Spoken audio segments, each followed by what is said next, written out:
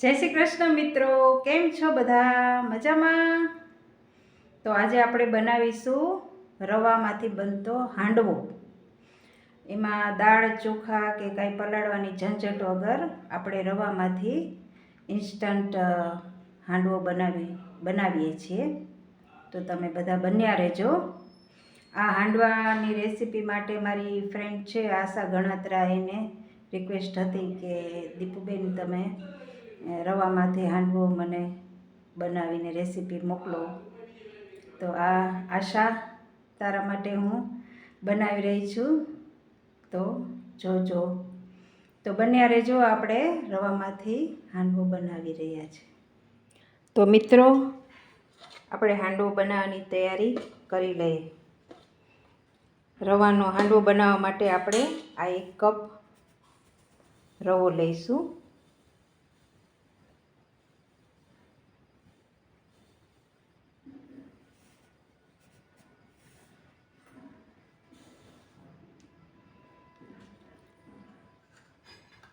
અને આટલો નાનો કપ આપણે ચણાનો લોટ લઈશું.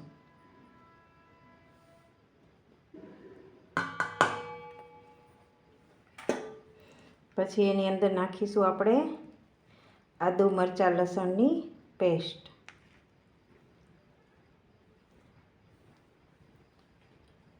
પછી નાખી દઈશું આપણે એની અંદર દૂધી. પછી નાખશું ગાજર.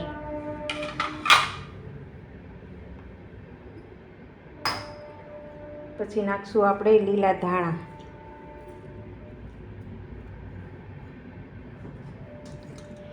પછી નાખશું આપણે થોડી હિંગ,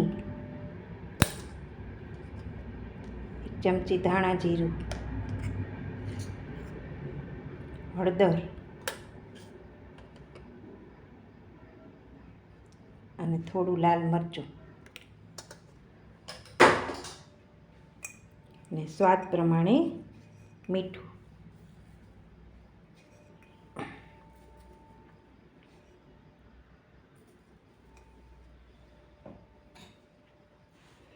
આ બધું મિક્સ કરી લેવાનું. પછી એની અંદર આપણે ખાટી છાશ ઉમેરવાની છે. ખાટી છાશ અથવા તો ખાટું દહીં ઉમેરવાનું.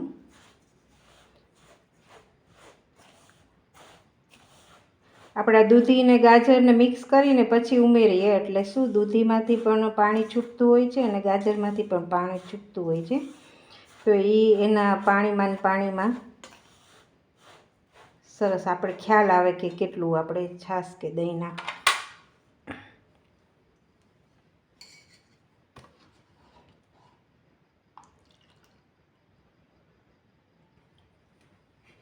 તો આપણે થોડી થોડી કરીને છાશ નાખશું પહેલાં.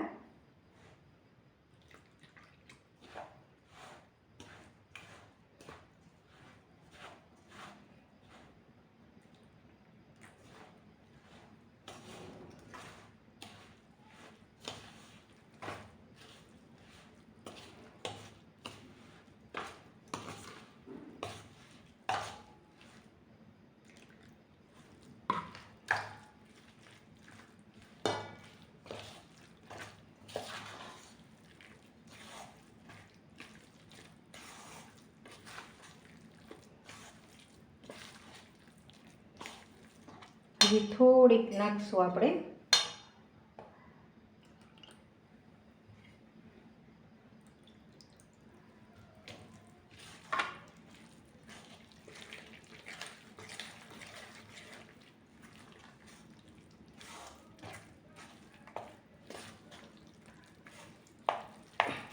પછી આની અંદર તમે વટાણા પણ ક્રશ કરીને નાખી શકો છો, બીટ પણ નાખી શકો છો, કોબી નાખવી હોય તો એ પણ નાખી શકો છો.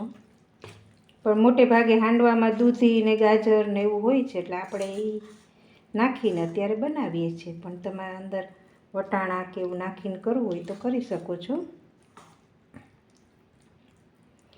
હવે આવી રીતે કરી અને આપણે એને ઢાંકી અને 15-20 મિનિટ માટે રાખી દઈશું. પછી આપણે એનો હાંડવો તૈયાર કરશું. તો મિત્રો, હવે 15-20 મિનિટ થઈ ગઈ છે. આપણો રવો ફૂલી ગયો છે સરસ. હવે વઘાર કરતાં પહેલાં આપણે એની અંદર નાખી દઈશું ઈનો.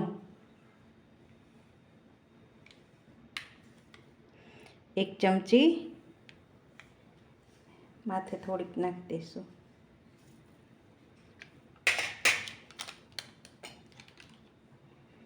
પછી નાખી દઈશું એના ઉપર થોડુંક લીંબુ, જેથી ઈનો એક્ટિવેટ થઈ જાય.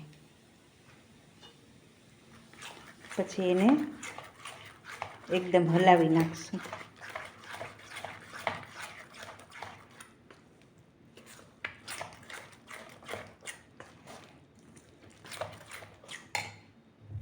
પછી એની અંદર થોડું એક તેલ નાખશું. તેલ નાખવાથી છે ને આમ જે ઓલું ગળામાં અટકાય એવું થાય ને, એવું ન થાય, એકદમ સરસ સ્મૂથ થાય. ઠંડુ થયા પછી પણ કોરું કોરું નથી લાગતું. આપણે તેલ નાખવાથી સરસ લાગે છે.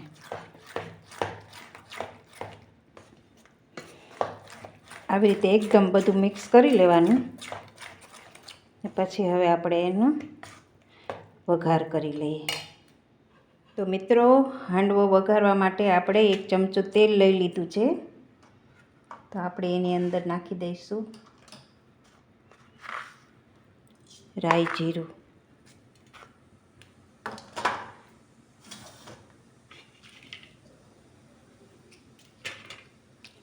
રાઈ જીરું તતડે એટલે આપણે એની અંદર નાખી દઈશું સૂકા મરચાં.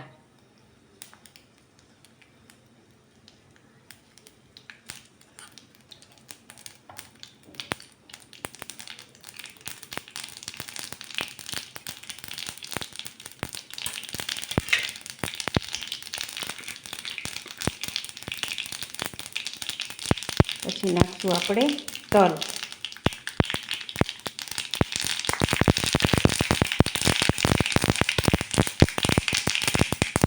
પછી નાખશું હિંગ. પછી નાખશું લીમડાના પાન.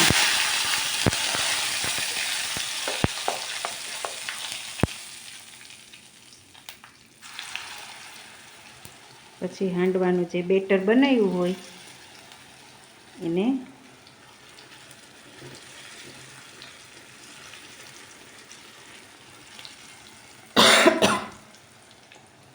નોનસ્ટિક પેનની અંદર પણ કરી શકાય, પણ આની અંદર બહુ સરસ થાય છે હાંડવો.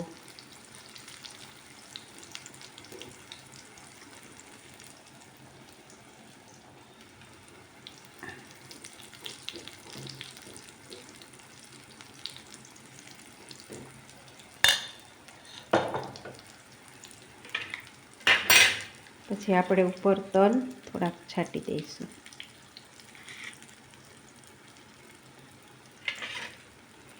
ને પછી ઢાંકીને રાખી દઈશું ધીમા તાપે ચડવા માટે. તો મિત્રો, આપણે ચેક કરી લઈએ. એક બાજુ ચડી ગયો છે.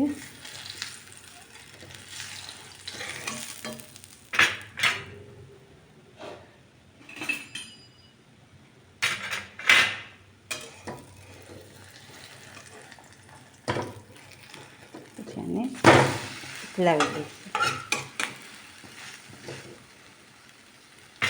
હવે બીજી બાજુ પણ આપણે એને થોડોક ચડવા દઈશું ધીમા તાપે. તો ચાલો મિત્રો, આપણો હાંડવો થઈ ગયો છે તૈયાર. ચાલો બધા જમવા. તો ચાલો આપણે હાંડવો ટેસ્ટ કરી લઈએ.